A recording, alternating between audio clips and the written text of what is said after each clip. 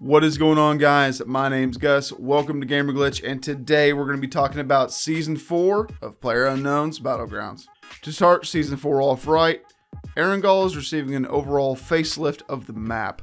Many new spawns and locations as seen on the screen will now receive a new facelift, including the military base, Milta Power, Quarry, the mansion, prison, and other terrain changes across the map. There will be new barriers added along the shore in some locations, and based on player feedback gathered during the testing period, they've made the following changes. Grass density and other color saturation have been reduced. Overall, looking at the map, it looks very high fidelity, and I'm extremely excited to see what's going to happen with all the changes and get into the game and to play them. And of course, with an all-new season comes an all-new season pass, or battle pass if you're familiar with the Fortnite system. The new battle pass will start July 23rd and will end on October 15th. And of course, there will be free rewards as well as an in-game premium pass. So you'll still be able to receive some rewards just for playing PUBG and not actually buying the season pass. Of course, if you want to buy the season pass, premium rewards have a new update menu. Also included in Season 4 will be the new cooperative mission system where you and your friends can compete together in matches of PUBG and unlock certain rewards and features that are coming out with the season pass. Missions will be divided into 3 separate categories: daily missions, weekly missions, and premium missions, all of which have different reset times. Premium, obviously not having any sort of reset times, dailies resetting each day at 7 p.m., and weekly resets occurring at 7 a.m. every Wednesday. Also in the Season 4 update pass will be title rewards. As far as your survival points are concerned, those are going to be soft reset for Season 4, meaning that everybody starts out on the same slate. Now, with the last patch update, Erangel received a much needed overhaul to its loot table. Now, with that, me and my friends have been playing over the last couple of days and have really been enjoying PUBG and getting some awesome gameplay moments. Moving into the new Season 4, there's a lot of weapon bounces, nerfs, buffs, and otherwise that I will show on screen now. As far as buffs are concerned, with Season 4, all shotguns have received a +2 damage buff, meaning everything from the sawed-off to the SK-12. The Kar98 will receive a 4-point buff for its damage from 75 to 79. The effective distance of all SMGs has been buffed. The increased damage multipliers for SMGs, the torso, previously 1.0, is now 1.05, and a limb damage, previously 1.3, is now 1.25. Increased damage multipliers for crossbows. The ADS zoom for default crossbow sight is increased by 3%. The laser sight attachment dispersion multiplier for pistols was decreased from 0.5 to 0.3. That's for non-ADS shooting, or the hip fire. The M24, Barrel, AKM, M416, QBZ, SCAR have all received a weapon nerf. The long rifles have received a 1 to 2 point damage reduction. Damage from the M24 has been reduced from 79 to 75, making the Kar98 king again. And as a big change, the shotgun's maximum travel distance is no longer 1,000 meters. Thank God. It has actually been reduced to 150 meters. As far as the vehicles are concerned, overall health changes as well as speed values and greater improved handling has came out for the UAZ, as well as other vehicles across PUBG. If you want to see more about the vehicles, please feel free to hit the link down below and you'll be able to check those out there. And as a big gameplay change, you are now able to move and heal at the same time. As far as a big change into the meta of the game, you will now be able to walk while medding.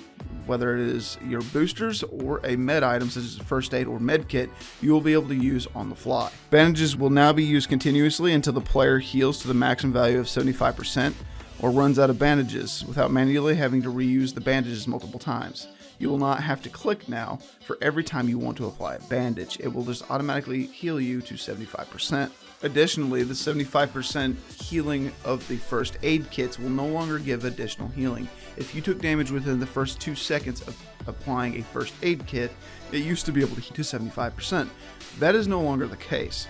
First aid kits will only heal you for 75 points, and so if you begin taking damage, well, there's no more meta buffing out of this one. Coming new to the live servers is a combatant fix for the rate of fire in your in-game frames. This new feature is trying to solve the problem of your in-game FPS affecting how fast you're. This solution is brought to us by Bluehole in an attempt to fix the problem with our FPS being directly linked to our rate of fire, obviously allowing people with higher end PCs to previously be able to fire at a much faster fire rate. This implementation is going to improve the rate of fire consistency at low FPS, and the weapon overall rate of fire is now not going to be tied to your frame limit. This is what their solution is to this problem. I honestly hope that this works out really well and that it doesn't tank your FPS in game. I hope they're not attempting to throttle everybody's FPS down to 144 Hertz. For example, there are people out there that play on monitors of 240 Hertz or more. This will definitely be interesting. Other changes, the way that the blue zone is now going to affect you in Aragol. The size of the safe zone in early phases has been reduced. The blue zone waiting time in early and mid-game phases have been reduced. And movement speed of the blue zone during the mid and late phases have been decreased. Blue zone waiting time for the final phase has been reduced, overall making for a faster paced game. You're now going to want to absolutely be in the circle and not play the hover game around the edge. The UI has also seen a little bit of an update as far as your customization for your character, the store UI improvements, as well as a more improved emote wheel and weapon master UI improvements. And an improvement in matchmaking times, there will be an overall map pool. Now there will be a selected map that is highlighted for everybody to play on. For example, at launch, the new Aragol visual update map will be the selected map of choice, allowing for faster queue times. Whereas the other three maps, Miramar, Sandhawk, and so on, will be placed into a random selection pool. So now, not only can you just solo queue into one specific map, but now you can either play a random map of the other three or the highlighted map of the week. As far as performance optimizations, map loading speed has been increased, improvements have been made to reduce the instance of hitching and stuttering, and optimized calculation of character movement outside of the player field of view has been improved. The replay version has been updated. Past version replay files are now unavailable for use. Other various bug fixes can be found in the link down below, where you guys can see the overall Season 4 patch notes. I hope you guys enjoyed the video. Thank you very much for checking it out. I look forward to seeing you guys tomorrow. We've got some exciting news. I hope you enjoyed the overall PUBG patch update. If you guys want to see more patch videos similar to this, make sure you guys subscribe. Hit the like button. If you dislike the video, dislike it. Overall comments, concerns, let me know down in the comment section down below. As always, guys, have fun, be sexy, stay safe, do something good for somebody else. See you guys next time.